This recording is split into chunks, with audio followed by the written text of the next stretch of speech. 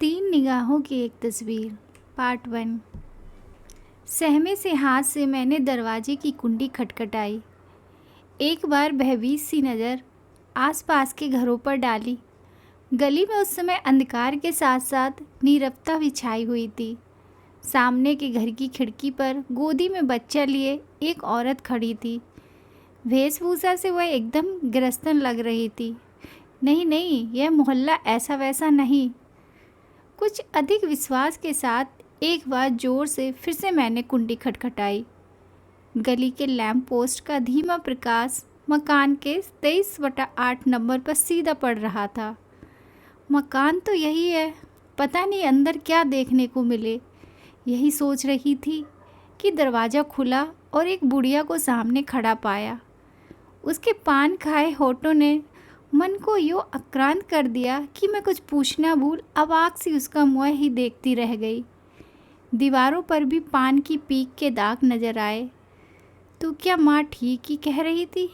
किसको चाहती हो? तभी कानों से यह प्रश्न टकराया। मेरे होश लौटे। दर्शना देवी यहीं रहती हैं? मैं कानपुर से आई हूँ, मैंने हकलाते हुए कहा। नैना हो क्या? आओ आओ, ऊपर आओ। बीबी जी तो बस कल से तुम्हारा ही नाम रट रही हैं। उनके प्राण शायद तुम में ही अटके हैं।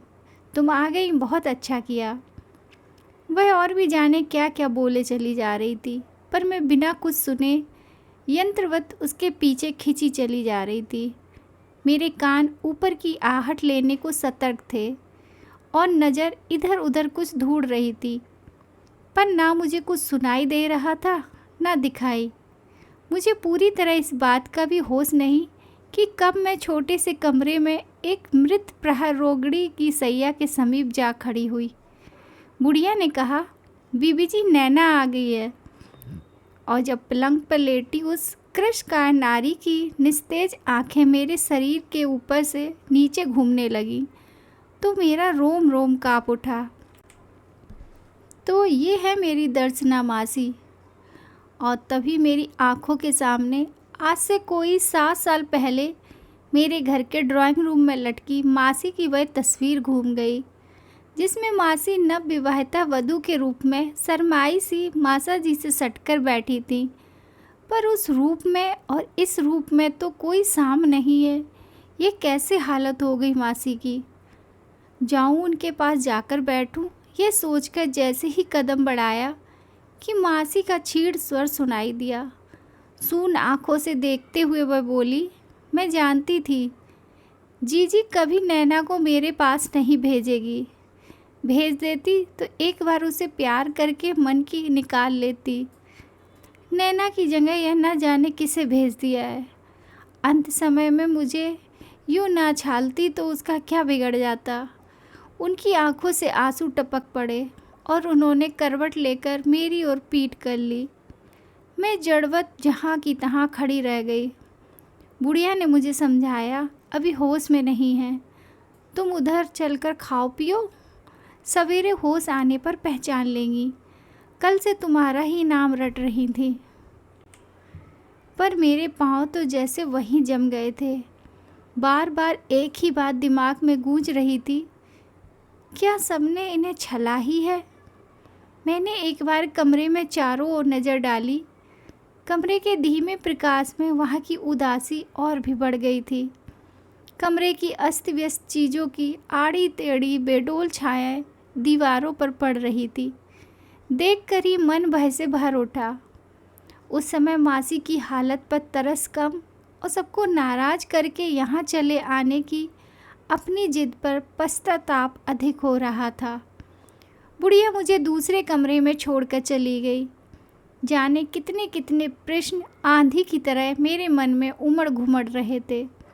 माँ की बातें, मासी की हालत, घर का वातावरण, सब मेरे सामने एक अनबूझ पहेली की तरह खड़े थे। मैंने अपनी सतर्क नज़रों से इधर उधर देखना शुरू किया। एकाएक ही कोने में रखे सितार, तानपुरे और तबले में मेरी दृष्टि उलझ गई। ये चीज़ें कभी देखी ना हो सो बात नहीं, पर यहाँ देखकर मेरे रोए खड़े हो गए। जबरदस्ती दबाई हुई मन की आशंका पूरे वेग से उभर आई देखते ही देखते कमरे के कोने में रखे वह वाद्य यंत्र झंझना उठे। तबला ठनकने लगा, घुंघरू छनकने लगे और कहकहों की गूंज से कमरा भर गया। मुझे लगा मेरा सिर चकरा जाएगा। इस सब के बीच माँ की क्रोध भरी मूर्ति दिखाई देने लगी। देख नैना, उस छिनार के घर तू मत जा, वह मर रही है तो मरने दे। मैंने तो 7 साल पहले ही उसे मरा समझ लिया था। जिद करके तू वहाँ चली गई तो समझ लेना माँ तेरे लिए मर गई। मैं पसीने से तरबतर हो गई। मैंने अपने को ही समझाते हुए कहा, नहीं नहीं, मेरी दर्शना मासी ऐसी नहीं हो सकती, ये सब गलत है। और मैंने उस अदृश्य नास्ती नारी के स्थान पर मासी की वही छवि ला बिठाई जिसमें वह नवविवाहित वधू बनकर बैठी थी। नैना बेटी कुछ खा लो। बुढ़िया थाली लिए मेरे सामने खड़ी थी। यहाँ अब कोई आएगा तो नहीं? रात में क्या यहाँ बहुत लोग आते जाते हैं? एक सांस में ही मैं पूछ बैठी। रात दिन क्या, यहाँ तो कभी कोई नहीं आता। जब बीबी जी की तबीयत ज़्यादा ख़राब होती है तो मैं ही वैद्य जी को बुला लाती हूँ। मैंने निश्चिंतता की एक लंबी सांस ली। इच्छा हुई इस बुढ़िया से ही सब कुछ पूछ डालूं, सब कुछ जान लूं, पर भय के मारे जाने कैसी जड़ता मन में व्याप गई थी कि मैं कुछ पूछ ही नहीं पाई। खाया मुझसे कुछ नहीं गया, चुपचाप लेट गई। अजनबी घर में अजनबी लोगों के बीच पड़े पड़े जाने कैसा लग रहा था। सोचा मैं क्यों चली आई, घर में सबसे लड़कर, सबको नाराज़ करके यहाँ आने की अपनी जिद को जैसे मैं स्वयं ही नहीं समझ पा रही थी। मासी, जिन्हें मैंने अपनी ज़िंदगी में पहली और आखिरी बार 4 वर्ष की उम्र में देखा था और जिनकी मुझे लैस मात्र भी याद नहीं थी, उनका प्रेम मुझे यहाँ खींच लाया। यह बात मन में किसी प्रकार भी टिक नहीं पा रही थी। शायद यह महज कौतूहल था जो मुझे यहाँ खींच लाया था। जब से होश संभाला, अपनी इस मासी के रूप गुण का बहुत बखान सुनती आ रही थी। अपने जन्मदिन पर उपहार पाकर मेरे मन में यह धारणा बहुत दृढ़ हो गई थी कि वह मुझे बहुत प्यार करती हैं। माँ भी बराबर यह कहा करती थी कि नैना ने दर्शना का मन मोह रखा है। जब मैं 6 वर्ष की हुई तो मासी का विवाह हुआ, पर माँ बताती है कि मैं ऐसी बीमार पड़ी कि कोई भी उनके विवाह में सम्मिलित नहीं हो सका। उसके बाद मासी के विषय में बातें तो मैं बहुत सुनती, पर ना माँ मुझे कभी वहाँ भेजती, ना मासी को ही कभी बुलाती। जब बात समझने की अक्ल आई तो जाना मासा जी को ऐसा रोग है कि माँ मुझे वहाँ भेज ही नहीं सकती और मासी मासा जी को बीमारी की हालत में छोड़कर आ नहीं सकती। और धीरे धीरे यह रोग भी जैसे जीवन के दैनिक कार्यक्रम की तरह बन गया, जिसे हमने मासी का दुर्भाग्य समझकर उस पर सोचना भी छोड़ दिया। आज से करीब 7 साल पहले का वह दिन मुझे अच्छी तरह याद है, जब मासा जी का एक पत्र पाकर घर में एक अजीब सी दहशत छा गई थी। माँ बहुत रोई थी। पिताजी के समझाने पर उसने कहा था, इससे तो दर्शना मर जाती तो अच्छा था, कुल को कलंक तो नहीं लगता। इसके बाद करीब 15 दिनों तक कभी मामा जी का पत्र आता तो कभी बड़ी मासी का, और कुछ पूछने पर घर में क्रोध भरी फटकार के सिवाय मुझे कुछ नहीं मिलता। एक दिन गुस्से में आकर माँ ने ड्राइंग रूम से मासी की तस्वीर भी उठाकर फेंक दी थी, और उसके बाद से तो मासी का नाम तक लेना वर्जित हो गया। मैं उस समय उम्र के उस दौर से गुजर रही थी जब छोटे से छोटी बात भी मन पर बड़ा रहस्य बनकर छा जाती है, पर किसी तरह भी नहीं जान पाई कि आखिर मासी ने ऐसा क्या अपराध कर डाला कि एकाएक ही वह सबके लिए घृणा की पात्री बन गई। जानती भी कैसे? माँ तो मुझे उनके नाम से ही इस प्रकार बचा बचा कर रखती, मानो उनकी छाया भी मुझ पर पड़ गई तो मेरे लोक परलोक दोनों ही भ्रष्ट हो जाएंगे। मैं माँ की इकलौती बिटिया जो थी। इसके बाद जब मेरे जन्मदिन पर मासी का उपहार आया, तो माँ ने साफ मना कर दिया कि उसके घर की रत्ती भर चीज़ भी नहीं ली जाएगी। पर मैं अड़ गई तो माँ को झुकना ही पड़ा। जाने क्यों माँ के मुँह से जब तब छिनाल सब सुनकर मेरे मन की ममता मासी के प्रति और भी बढ़ गई थी। कभी कभी घंटों उनकी उस तस्वीर को, जिसे मैंने अपने पास संभाल कर रख लिया था, देखकर मैं यही सोचा करती थी कि सामने बैठी यह सीधी सादी भोली भाली युवती आखिर छिनाल कैसे बनी। अतीत के इन्हीं बनते बिगड़ते चित्रों में खोए खोए कितनी रात मैंने बिता दी, मैं स्वयं नहीं जानती। उसके बाद एकाएक ही जाने कैसा आकर्षण मासी के प्रति जगा कि उठी और दबे पाँव उनके कमरे में चली गई। सोचा यदि जग रही होंगी तो उनसे बात करूंगी, कुछ इस तरह कि वह मुझे पहचान जाएं। मैं उन्हें यह बता देने को व्याकुल होती कि मैं उन्हें बहुत प्यार करती हूँ।